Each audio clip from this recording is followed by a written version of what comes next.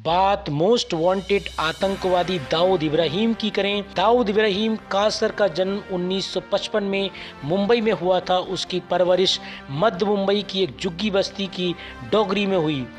दाऊद कम उम्र में ही चोरी डकैती और धोखाधड़ी में शामिल हो गया। 1993 बम ब्लास्ट में उसे मुख्य आरोपी बनाया गया था। तब से वो पाकिस्तान के कराची में बैठकर मुंबई के अंडरवर्ल्ड पर राज करता है। तो आइए आपको दिखाते हैं कि किस तरीके से एक स्लेम गली में रहने वाला एक आम लड़का किस तरीके से डॉन बनता है।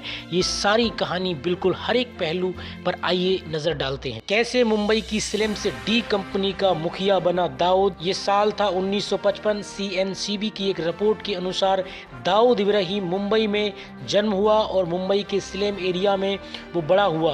और आपको ये जानकर हैरानी होगी कि उसके पिता एक पुलिस कांस्टेबल थे और वो कम उम्र में ही चोरी डकैती आदि में शामिल हो गया। उसके बाद 1974 में जब दाऊद 19 साल का था, जब ही उसे गैंगस्टर की दुनिया में पहला कदम रख लिया।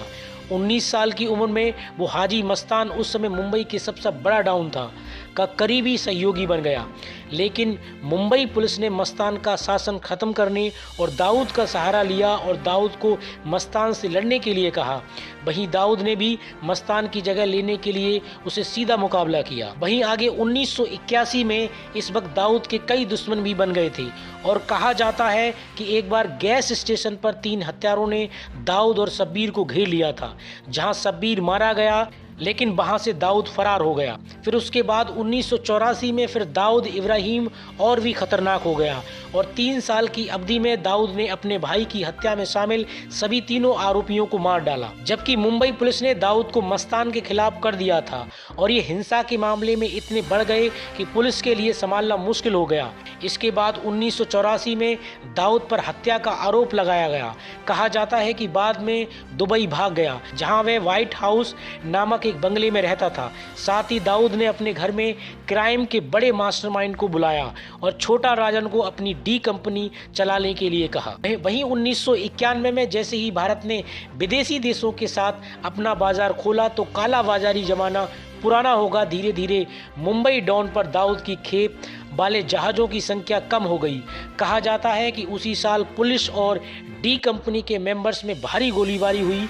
उसके बाद दाऊद कभी सामने नहीं आया। वहीं 2008 दाऊद इब्राहिम को भारत और संयुक्त राज्य अमेरिका द्वारा ग्लोबल टेररिस्ट घोषित कर दिया गया। अब बात करें दाऊद इब्राहिम की मौत को लेकर के कई तरीके की खबरें चलाई जा रही हैं। कई मीडिया रिपोर्ट्स का दावा है कि उसको जहर दे दिया गया है। कराची के एक अस्पताल में उसको एडमिट कराया गया है, वहाँ उसका इलाज चल रहा है। तो इसमें देखा जाए इतनी सुरक्षा के बीच रहता है दाऊद इब्राहिम, उसको जहर कैसे दिया जा सकता है। ये तमाम तरीके की बातें जो है फैलाई जा रही है, या ये लगता है कि कहीं ना कहीं ये पाकिस्तान की सोची समझी साजिश का कहीं एक नतीजा है। ये तो अभी थोड़े दिनों में पता लग पाएगा, क्या रिपोर्ट सामने आती है या पाकिस्तान से ही कोई ऐसी खबर मिलती है। आधिकारिक तौर पर उसकी मौत की पुष्टि की जानकारी फिलहाल किसी भी मीडिया संस्थान के पास नहीं है। जैसे ही कोई खबर मिलेगी आप जुड़े रहिए हमारे चैनल के साथ, आपको सबसे पहले मिलेगी।